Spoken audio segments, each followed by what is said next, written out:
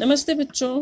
आज हम लोग क्लास 12th की जो कोर्स कंटेंट मेन बुक है उसमें पोएम है नोबल नेचर, उसको पढ़ेंगे। तो ये बहुत ही इंटरेस्टिंग पोएम है और इससे हमें एक इम्पोर्टेंट संदेश मिलता है। नोबल मीन्स उच्चतम या श्रेष्ठ, ठीक है। श्रेष्ठ नेचर यानी किसी का व्यवहार।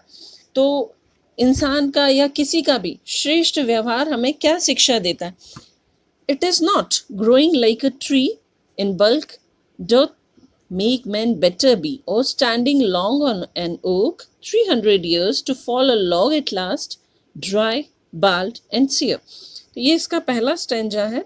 इसमें पोइट ने एक पेड़ है ओक, उसका एग्जाम्पल लिया है कि it's not growing like a tree, कि नोबल नेचर क्या है? पेड़ की तरह बड़े नहीं हो जाना इन बल्क, झुंड में, पूरे बल्क में बड़े उगना और बड़े नहीं हो जाना है। Do make man better B, कि क्या इस तरह इंसान झुंड में उगता है या रहता है, बड़ा होता है, तो क्या इंसान अच्छा हो जाता है, उसका नेचर अच्छा हो जाता है? और स्टैंडिंग लॉन्ग एंड ओक, या एक ओक के पेड़ की तरह बहुत विस्तृत रूप से उगना और खड़े हो जाना। लॉन्ग, बड़ा होता है, ये पेड़ बहुत बड़ा होता है।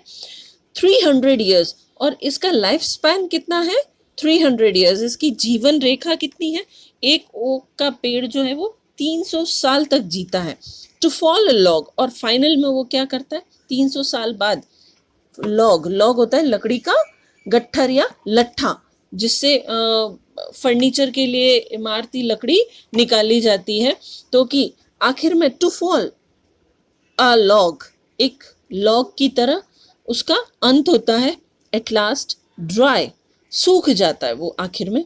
बाल्ड, बाल्ड तो मतलब होता है गंजा, लेकिन यहाँ इसका मतलब है बिना पत्तियों के। एंड सियर, बिल्कुल सूना, अकेला, सूखा, गंजा, इस तरह से वो आके एक लकड़ी के लट्ठे के रूप में उसका अंत होता है। तो भले ही इसका लाइफ स्पैन 300 साल है, लेकिन लाइफ स्पैन से कोई फर्क नहीं पड़ता। इम्पॉर्टेंट चीज क्या है? अ लिली ऑफ अ डे, और एक लिली जो है वो सिर्फ एक दिन जिंदा रहता है। इज फेयरर फार इन मे, जो कि मई में उगता है, सुबह खिलता है और शाम को वो एकदम मुरझा जाता है और गिर जाता है। ऑल्दो इट फॉल, यद्यपि कि ये मुरझा के गिर जाता है। एंड डाई दैट नाइट, उसी दिन, उसी रात को वो खत्म हो जाता है। उसका जीवन एक ही दिन का जीवन है उसका। It was the plant and flower of light, ये एक खूबसूरत पौधा है, एक खूबसूरत फूल है जो लोगों को खुशी और जीवन देता है, डिलाइट देता है, और एक उम्मीद की किरण देता है। In small proportions we just beauties see, कि अब देखिए दोनों का लाइफ स्पैन बताया है कि एक ओक जो है लंबा लाइफ स्पैन है, इसका छोटा लाइफ स्पैन है, लेकिन खूबसूरती किसमें है? इन स्मॉल प्रोपोर्शंस, उस छोटे से स्मॉल प्रोपोर्शन, उस स्मॉल मोमेंट में जो खूबसूरती हमें नजर आती है लिली के रूप में।